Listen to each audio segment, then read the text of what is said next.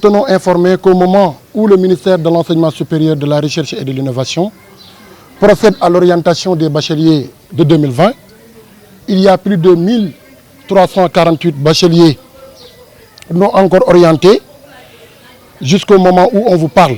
Et c'est des bacheliers de 2019. Parmi ces bacheliers non orientés, certains ont décroché leur diplôme avec la mention assez bien. Récemment, nous avons tous entendu le ministre Cheikh Omar Anne dire encore une fois de plus que tous les bacheliers de 2019 seront entièrement orientés dans les universités publiques.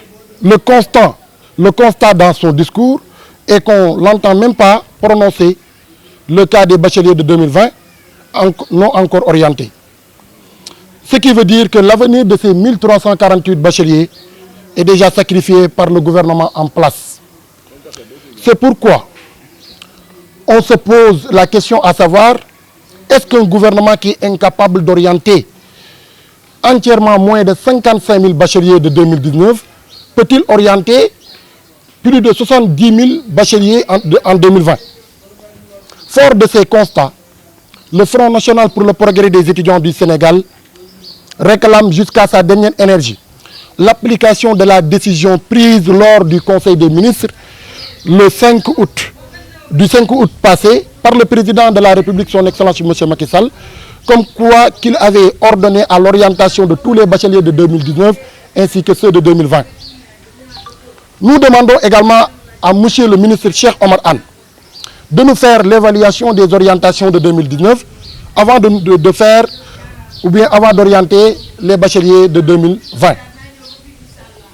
En outre, le Front national pour le progrès des étudiants du Sénégal dénonce avec beaucoup de fermeté le cas des 1129 étudiants de la promotion 7 de l'UVS, privés toujours de leurs outils de travail, c'est-à-dire machines et clés de connexion, par le coordonnateur de l'UVS, M. Moussalo, en complicité avec le ministre de l'Enseignement supérieur, M. Cheikh Omar Anne. Ensuite, nous tenons aussi à signaler que depuis bien longtemps, nous avons adressé des lettres de soutien et de demande de solidarité et demande d'audience au médiateur de la République, à Madame la Présidente du Conseil économique, social et environnemental, au Président de l'Assemblée nationale, à Madame la Présidente du Conseil pour le dialogue social et à certains partis politiques comme le parti Réumi de M. Idrissa Seck, le parti PDS de M. Abdoulaye Wade, du maître Abdoulaye Wade, et le parti PASTEF de M.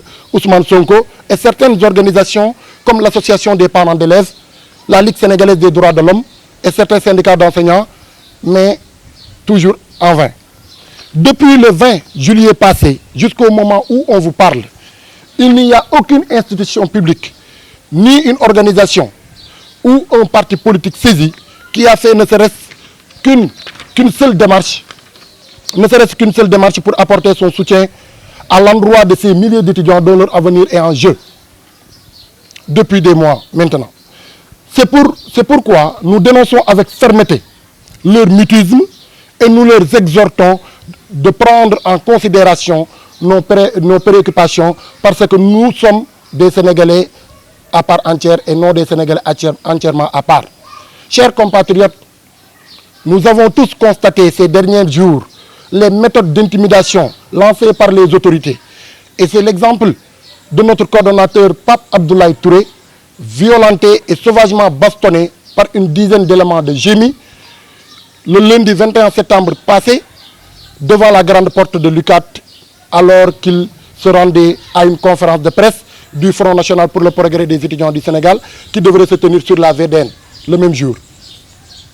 C'est aussi l'exemple de notre camarade Babacar Sall, membre du Front national pour le progrès des étudiants du Sénégal, mais aussi également coordonnateur du cercle des étudiants orientés dans le privé, qui est victime d'une exclusion dans son centre d'examen alors qu'il passait son examen de BTS.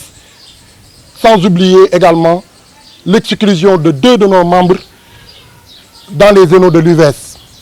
Vu de cette série d'intimidations, le FNPES, Front national pour le progrès des étudiants du Sénégal, tient à alerter l'opinion publique que le gouvernement du président Macky Sall Au lieu de trouver des solutions idoines par rapport à nos légitimes revendications, ils cherchent à nous bastonner, à nous intimider, à nous emprisonner et à nous exclure dans nos centres d'examen ainsi que dans nos zénons. C'est pourquoi nous tenons entièrement responsable le gouvernement du Sénégal pour l'injustice dont certains de nos membres sont victimes, de même que tout ce qui arrivera à nos membres dans l'avenir. En outre, selon l'article 8 de la Constitution, la République du Sénégal garantit à tous les citoyens le droit à l'éducation. Et dans son article 9, la même Constitution nous renseigne que toute atteinte aux libertés et toute entrave volontaire à l'exercice d'une liberté sont punies par la loi.